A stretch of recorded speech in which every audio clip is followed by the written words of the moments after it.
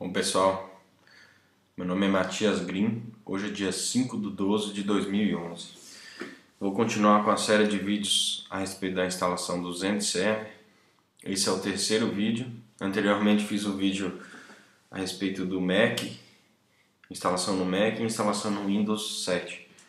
Hoje a instalação será no Linux. Vamos utilizar a distribuição Ubuntu 11.10. O que seria o Zend Server, então? O Zend Server ele seria uma aplicação que instala e controla os serviços PHP e Apache MySQL. No caso, MySQL só no Mac e no Windows. Aqui no Linux ele já não controla o MySQL. Ele tem uma interface para configuração. Então ele é um aplicativo que controla tudo que você precisa no ambiente de desenvolvimento com PHP. A licença dele é grátis, como a gente pode ver aqui, ó. Através desse link aqui a gente pode conferir. É totalmente grátis para desenvolvimento, teste e produção. Ou seja, hoje muita gente já está utilizando em produção e mesmo a versão Community Edition. E o interessante é instalar essa mesma versão na máquina do desenvolvedor. Então, isso já seria uma das vantagens que eu vou citar logo abaixo. Então, quais são as vantagens do Zend Server Community Edition com relação às alternativas que existem? O Zend é a mantenedora do PHP e do Zend Server. Então, o Zend é uma empresa de grande confiança, né? Ela tem parcerias com o Google, com o IBM, Adobe e outras empresas de grande porte. Então são todas empresas confiáveis e apesar de todo esse esforço, ela provê essa plataforma gratuita. Fácil instalação.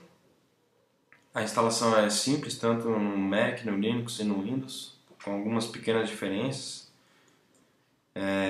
Multiplataforma, funciona no Mac, Linux, Windows, IBM, AI e acredito que também nos demais Unix e Linux variações. Ele já vem com alguns componentes desenvolvidos pela própria Zend, que são esses aqui. Seria o Zend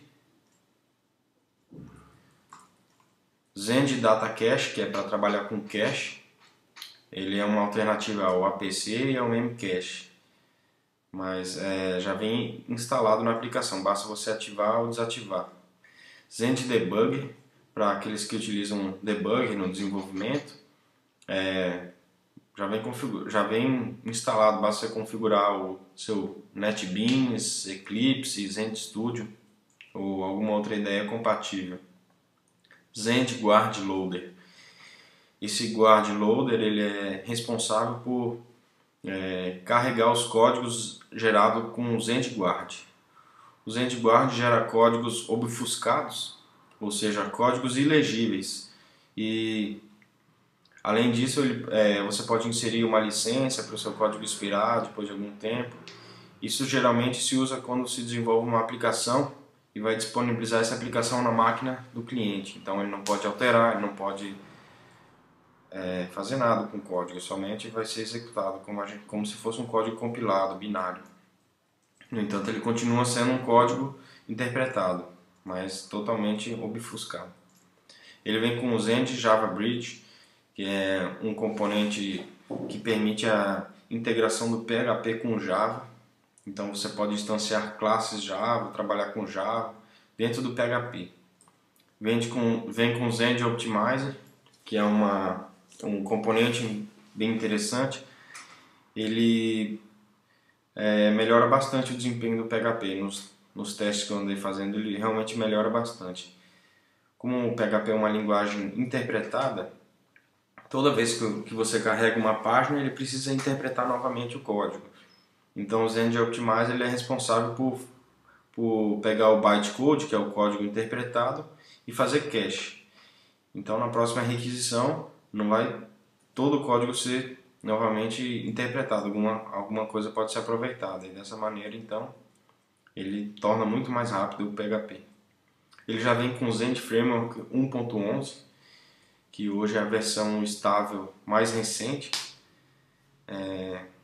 já vem configurado para ser utilizado.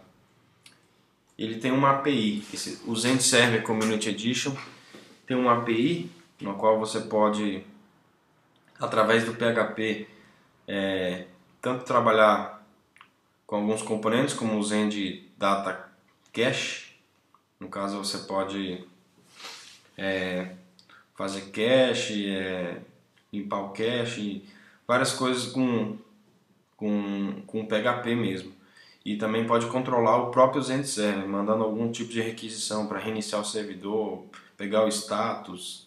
E essa API também eu acho que é uma das grandes vantagens de se utilizar o Zend Server, o fato de ser a própria Zend que disponibiliza. Então,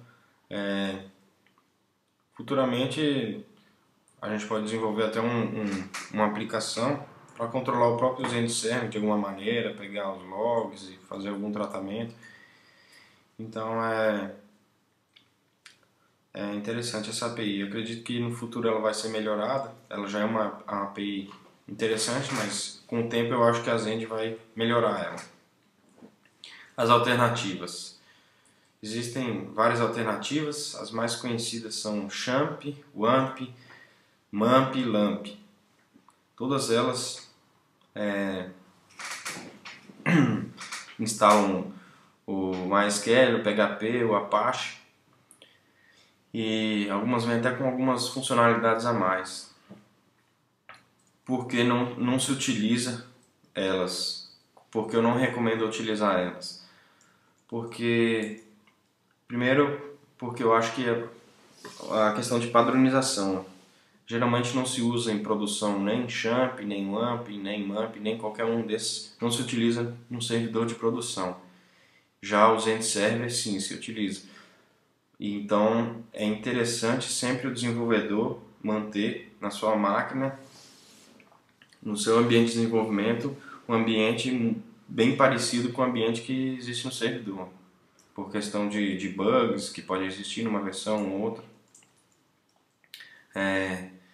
Então aqui a gente vai baixar o Zend. Ele tem esse link direto, mas a gente vai utilizar esse link aqui, direto da página do Zend.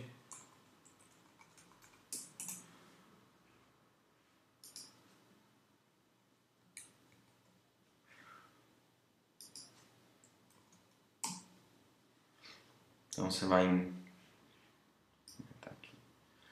em Downloads, Zend Server Community Edition. Aqui a versão Linux já vem selecionada. Nos outros vídeos, se vocês viram, vem selecionado Windows, macOS, dependendo do sistema operacional que você está utilizando no momento. Você vê que nessas duas opções, Windows e macOS, só vem duas versões.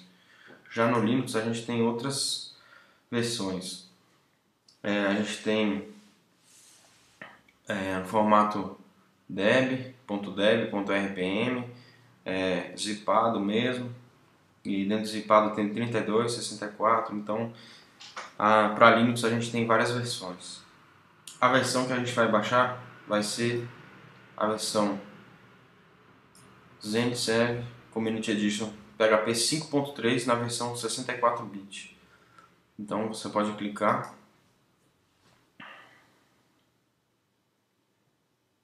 Aqui ele pede um usuário e uma senha. No caso, você pode criar um novo usuário, usar o que você já tem, ou se você não quer nenhum nem outro, quer apenas baixar, você pode clicar diretamente aqui. Então ele começa a baixar. Como eu já baixei ele,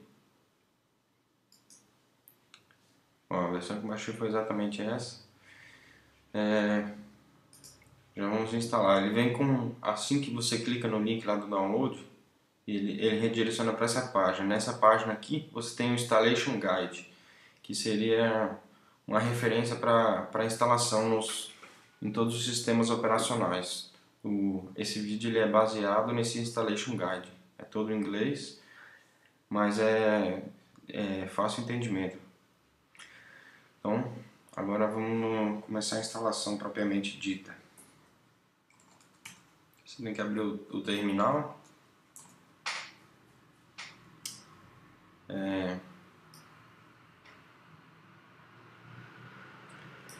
No Ubuntu, estou tendo alguns problemas para utilizar o sudo. Ele não está mantendo as variáveis de ambiente, isso eu andei lendo que é porque ele foi compilado com Security Path, então ele não mantém as variáveis de ambiente. Então a gente vai sempre utilizar o usuário root para fazer todas a instalação e as configurações. Pronto. Com o usuário root, eu vou lá onde eu baixei, no caso eu baixei com o meu usuário. Então ele vai vir só com esse tar.gz. Então eu vou dar um tar xvzf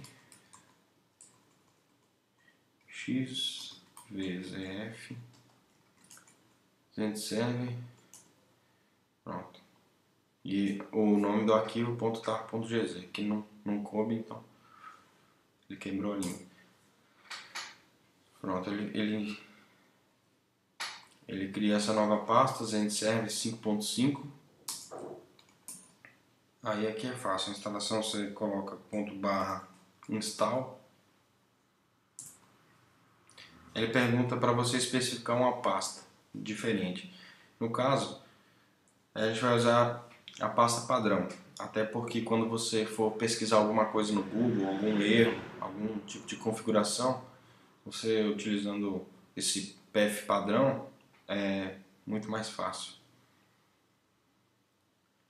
Então pronto, ele já instalou. Ele instalou nesse diretório aqui, então. Diretório de instalação. USR é localzend. Vamos lá então. cd/usr/local/zend. Então, já está aqui. Agora vamos configurar as variáveis de ambiente.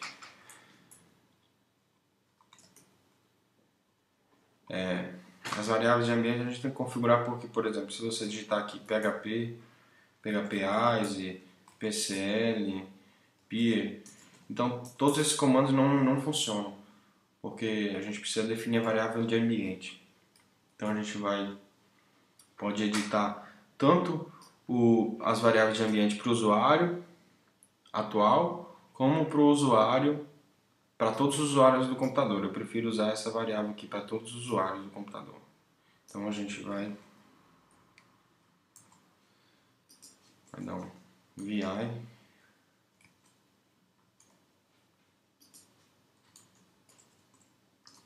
/etc /profile.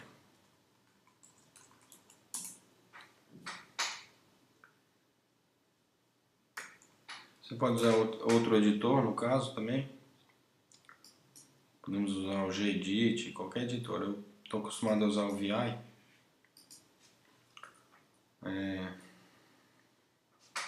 Então a gente vai colocar essas variáveis aqui. Eu não vou digitar, só vou copiar. E aí eu vou explicar cada uma delas.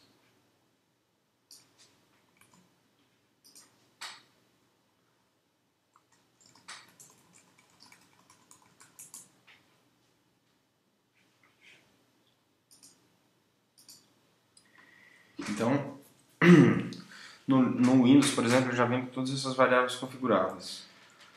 Já no Linux e no Mac, não. Você precisa configurar. Então aqui é para pegar os arquivos, os executáveis como PHP, Peer, vão estar dentro dessa pasta. Aqui os executáveis do Zend Framework, no caso você criar um projeto, o ZF Create Project, quem já está acostumado com o Zend Framework. Alguns utilitários do Apache, no caso para você utilizar Apache Bench, que é para fazer um benchmark da sua aplicação, alguma coisa assim. Vem alguns utilitários do Apache. A gente também precisa exportar esse LD Library Path, que ele vai ter umas DLLs, no caso do Linux aqui são SOs, Shared Objects, e, enfim, são necessários para, senão, se você não definir essa variável aqui, ele fica dando um erro de que não conseguiu carregar mycrypt.so, qualquer coisa do tipo assim. E toda vez que você entra no terminal fica aparecendo essa mensagem. Então, conforme o manual, a gente deveria configurar só essa variável aqui e essa aqui. Essas duas estão no manual. Essas duas aqui eu coloquei porque na prática eu acabo utilizando e acredito que outras pessoas também vão utilizar. Pronto, então salva. Agora você vai ver que ainda o path não vai estar atualizado. Não está atualizado, então para carregar o path eu tenho que digitar o path e todas as variáveis, tenho que digitar source no arquivo que eu editei, profile, no caso aqui. Se fosse o bash profile ou bash rc, no Linux aqui eu acredito até que seja bash rc. Aquilo ali, bash profile, é no Mac, bash rc. Então você tem que dar um source em um desses dois arquivos aqui. No caso a gente utilizou esse. Então, só ver se aqui seria .bash rc.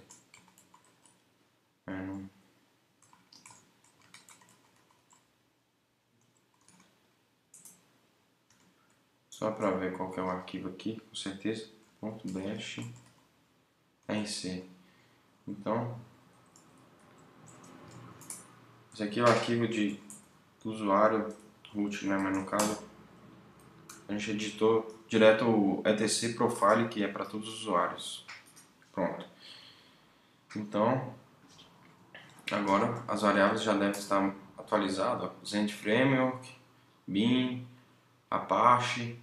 Então já está tudo atualizado. E o LD Library Path também já tem que estar atualizado com pelo menos aquelas variáveis. Pronto. Lembrando sempre que aqui, ó, esse USR localzend é o local onde ele foi instalado. No caso, se você tiver usado outro diretório por algum motivo, você tem que alterar também esse caminho aqui. Bom, agora eu acredito que o serviço... Ah tá, vamos instalar o MySQL agora.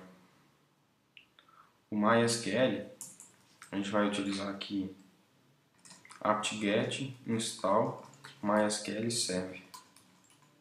Pronto. É só digitar isso. Lembrando que você tem que estar com o usuário root. Vamos utilizar o usuário root para fazer todas essas instalações. apt-get install. Esse apt-get install é para você instalar pacotes disponíveis para sua distribuição. No caso, se você estiver utilizando, por exemplo, CentOS ou alguma variação do Red Hat, como Fedora, você pode usar o yum, que é yum install, e acredito que seja mais que ele serve também, não sei, mas como eu pesquisei e vi que a versão mais utilizada atualmente é o Ubuntu, e juntando o Ubuntu com Debian, então assim, acho que esse screencast ficaria mais interessante utilizando essa versão. Então vamos lá, instalação. Aqui, tá, ele já está instalado, vou dar um remove, só para instalar novamente.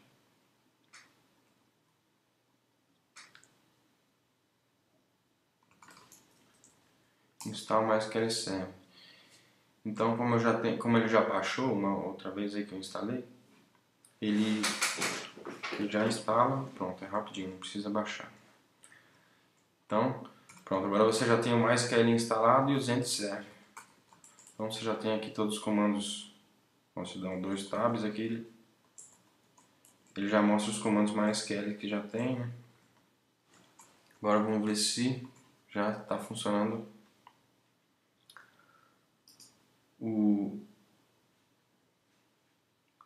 vamos ver o status do server. Então a gente vai ter esse utilitário aqui, zendctl.sh, é o utilitário que a gente vai ter para controlar os serviços via linha de comando. Zendctl.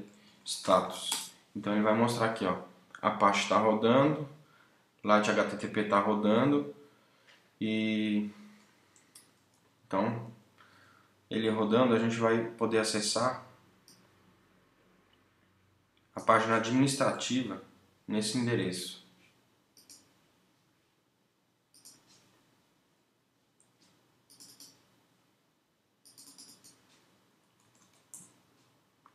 Ele fala que o certificado não é confiável, porque esse certificado ele é local, então não tem problema, você pode confiar. Aqui você vai configurar essa interface,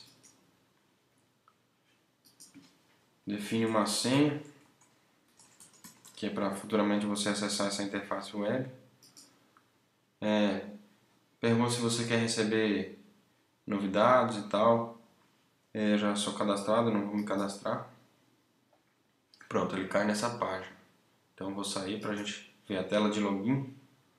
Sempre que a gente acessar esse endereço aqui, ele vai cair nessa página de login. E a gente vai colocar a senha que a gente definiu lá. A gente tem que lembrar sempre que é HTTPS. Então se você veio do Windows, no Windows ele não utiliza HTTPS. E a porta também é outra.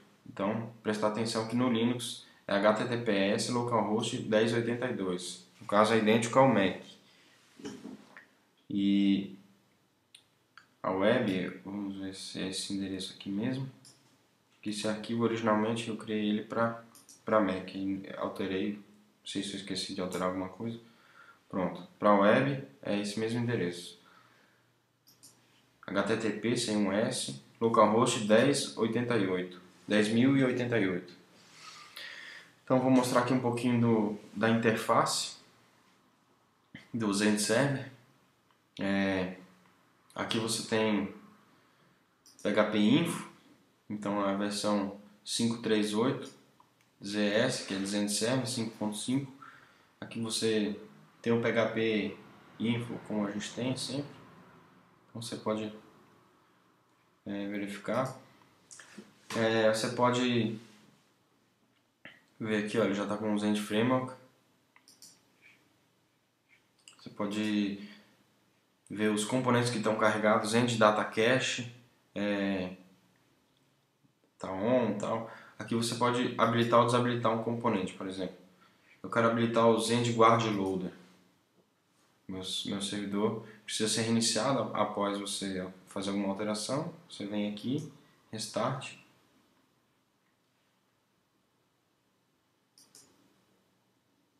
Pronto.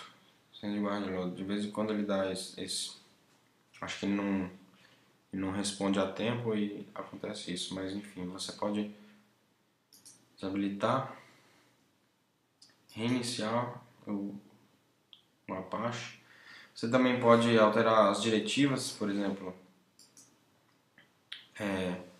Essas diretivas elas têm lá no PHP-INI, mas você pode alterar por aqui. Então controla a licença, se ele está habilitado, desabilitado, nível de obfuscação. E então cada extensão, cada componente tem as suas diretivas. No caso, por exemplo, o Java Bridge, então você tem as diretivas todas. Sim, você não precisa utilizar o PHP-INI, caso você não queira. Pode fazer tudo via o Zend Server. Então aqui as extensões também funcionam da mesma forma. APC você pode habilitar, não, APC não, mas outras aqui que não são built-in, você pode desabilitar da mesma forma que a gente desabilitou um componente do Zend. Aqui você tem as diretivas também, ó. Se o APC está habilitado ou não, então você habilita por aqui, desabilita. Qualquer outra. Aqui você pode então alterar algumas diretivas. A gente também pode conferir os logs. Então aqui ele já está dando alguns problemas, por exemplo. Ele não conseguiu download nessa OCI 8. No caso ela está habilitada, mas não foi instalada ainda, então ele está dando esse problema, isso aí. Você pode fazer só nível de erro mesmo, de acesso. Isso aqui já é o log do Apache. Então, pronto, você tem acesso ao log aqui, enfim, você pode controlar praticamente toda a aplicação por aqui.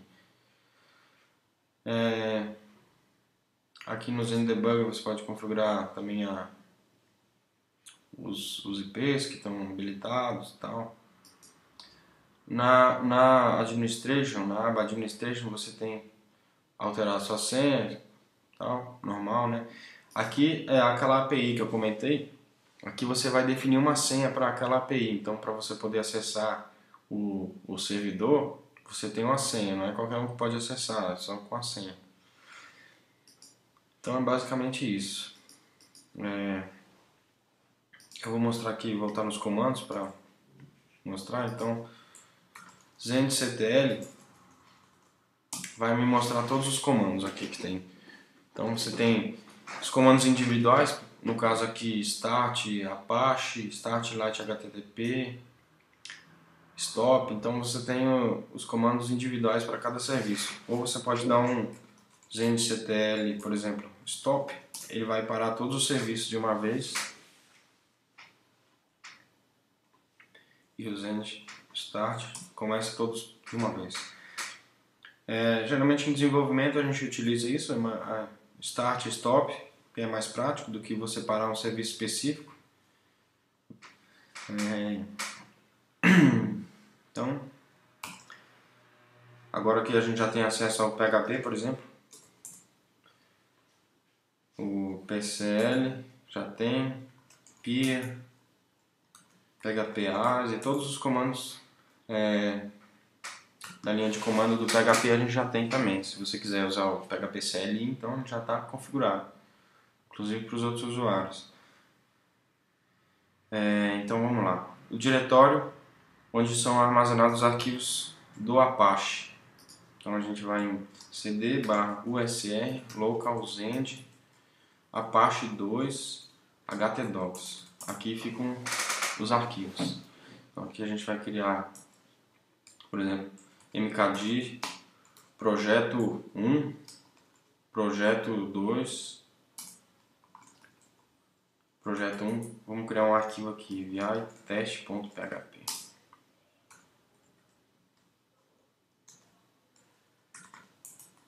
PHP info.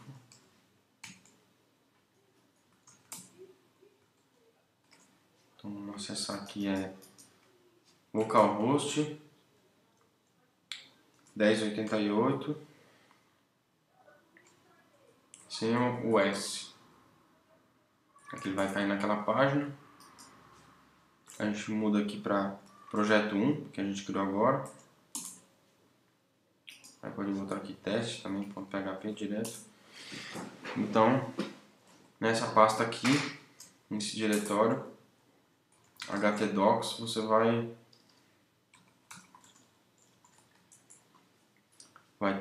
vai criar seus projetos. Então, aqui a pasta projeto 2 está vazia, projeto 1, coloquei esse arquivo teste e então é como a gente costuma trabalhar com Apache, não tem diferença. Configuração do PHP ini também fica aqui. Estamos na usr local zend, então etc php.ini. Então aqui a gente tem o php.ini. Se a gente não tiver acesso ou não quiser utilizar a interface web, a gente pode configurar por aqui. Então aqui ele já vem com as extensions lá, os componentes e tal. Ó, aquela ossa aí lá que estava dando problema. Então já desabilitei ela.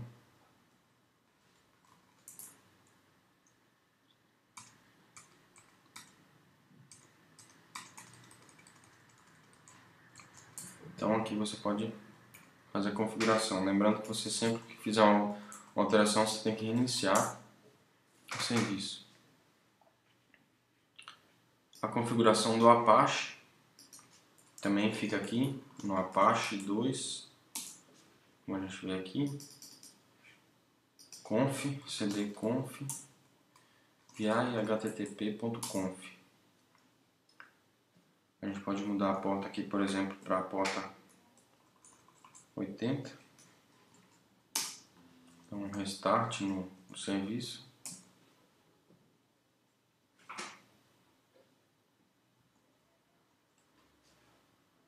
Aqui já não vai mais funcionar. Vou mudar aqui para a porta 80, que é a porta padrão. Então, pronto, ele já funciona.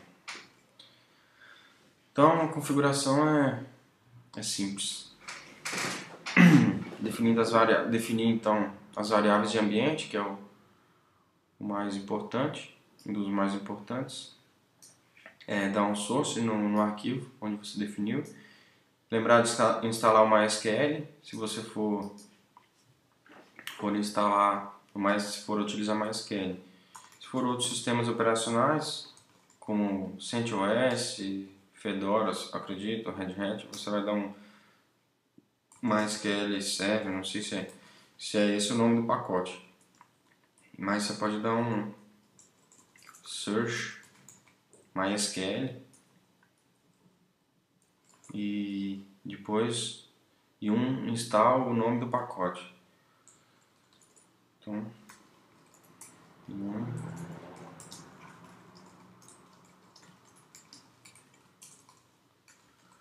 no caso a gente utilizou o Ubuntu 11.10, que é a versão mais recente do Ubuntu.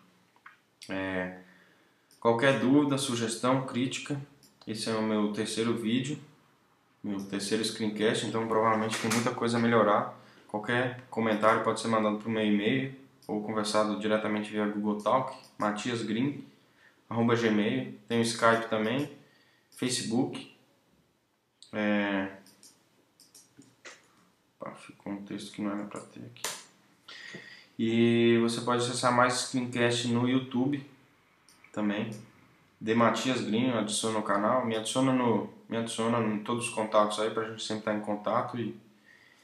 Então é isso, espero ter contribuído de alguma maneira aí com a comunidade open source, comunidade Linux, comunidade PHP, e até mais, pessoal.